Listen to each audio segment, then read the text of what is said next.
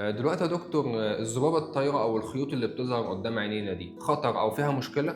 أولاً نعرف يعني شنو الذبابة الطايرة. هي خيوط أو بقع بتظهر في مجال الرؤية، بتكون نتيجة لتكتلات بتحصل في السائل الزجاجي بتنعكس على الشبكية ومنها في مجال الرؤية.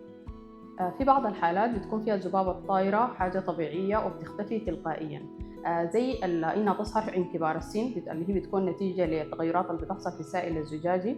ممكن الأشخاص اللي بيعانوا من قصر النظر أو المعيوبيا، أو بعد العمليات الجراحية اللي هي بتظهر لفترة معينة وبتختفي.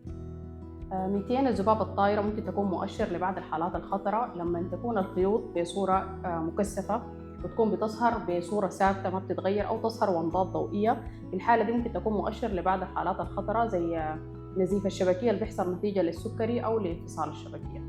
ففي النهاية الذبابة الطايرة هي بمعظم الحالات طبيعية، لكن لو حسيت بأي مؤشر من الأعراض الخطرة اللي إحنا ذكرناها فتتوجه على طول على الاختصاص.